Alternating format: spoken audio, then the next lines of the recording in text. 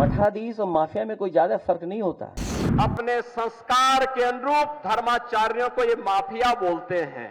आप डिक्शनरी उठा के देख लो भाई डिक्शनरी तो आपको भी उठा के देखनी पड़ेगी। औरंगजेब की आत्मा सचमुच इनके अंदर घुस चुकी है। औरंगजेब की आत्मा इस कदर घुस चुकी है कि भारत की धर्म और संस्कृति के प्रतीक धर्माचार्यों को ये माफिया कहते हैं। मुख्यमंत्री ने कहा है कि सपा और अखिलेश यादव अपराधियों में भी जादू पीढ़ी ढूंढ रहे हैं, क्या कहेंगे सर? अभी ताजा बयान है। मठाधीश और माफिया में कोई ज्यादा फर्क नहीं होता।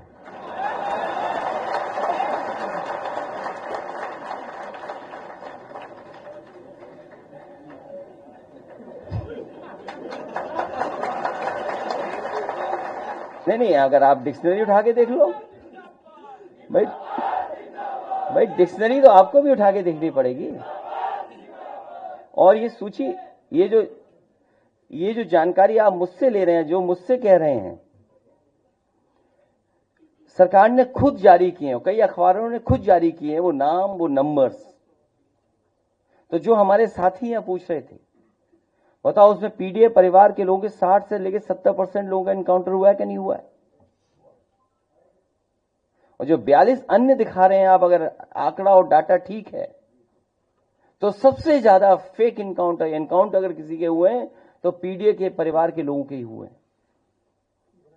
ये तो सरकार खुद दिखा रही है, ये कोई मेरे आंकड़े नहीं है। इन लोगों को जब भी जनता जनार्दन ने शक्ति दी है तो इन्होंने उस शक्ति का दुरुपयोग किया है, वैसे ही जैसे किसी कालखंड में भस्मासुर ने किया था।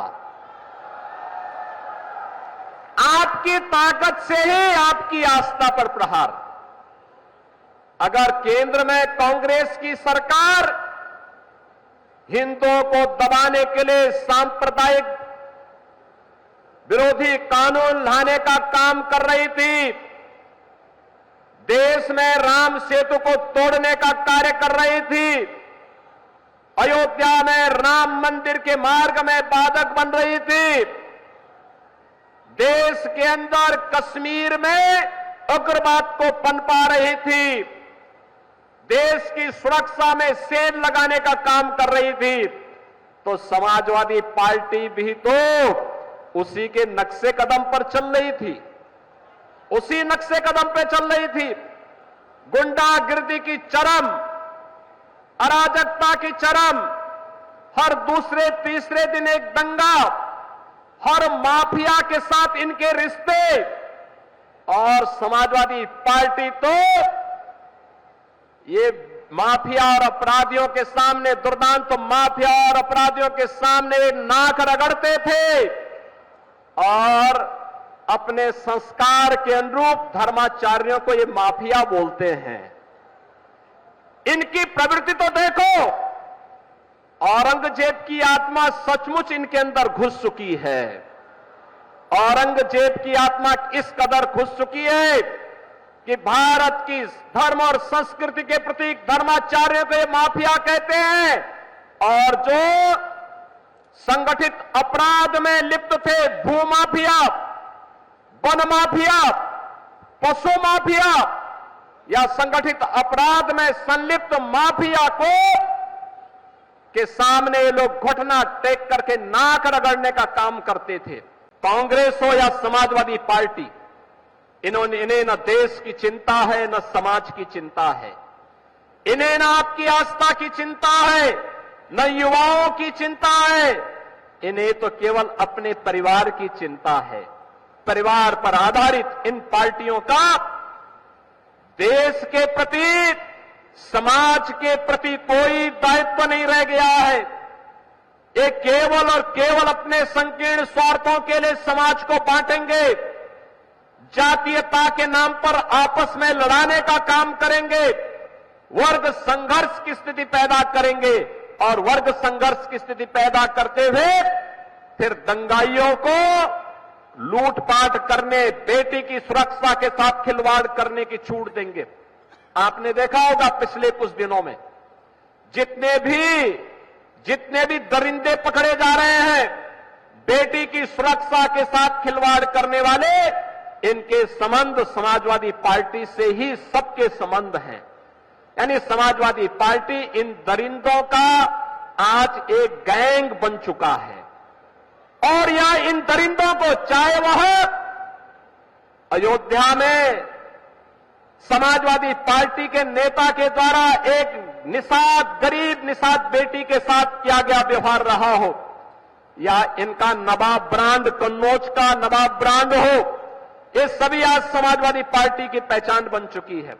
लेकिन मैं आपको आश्वस्त करने के लिए आया हूं, ये डबल इंजन की सरकार समाजवादी पार्टी के इस मॉडल को पूरी तरह ध्वस्त करने का काम करेगी।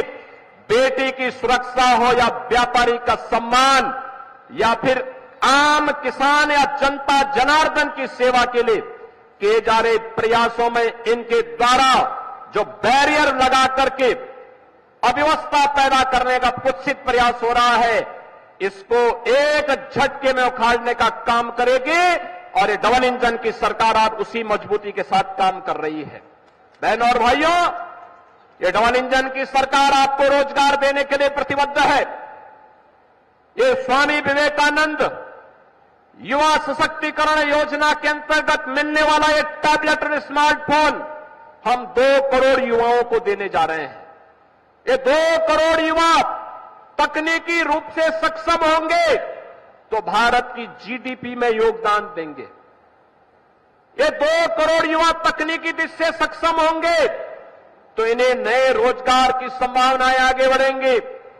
ये 2 करोड़ युवा अगर नौकरी और रोजगार के साथ जुड़ते हैं तो उत्तर प्रदेश भी भारत के विकास में ग्रोथ इंजन की भूमिका के साथ आगे बढ़ता हुआ दिखाई देता है।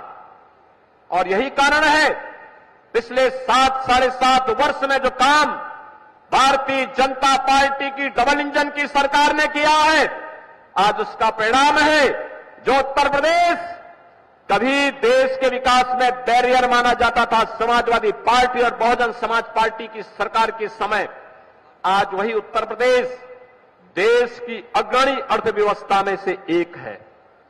समाजवादी पार्टी की सरकार के समय 7वीं अर्थव्यवस्था के रूप में उत्तर प्रदेश था, आज उत्तर प्रदेश नंबर 2 की अर्थव्यवस्था बन चुका है। और बहनों और भाइयों, अगले 3 वर्ष हमारे लिए महत्वपूर्ण है।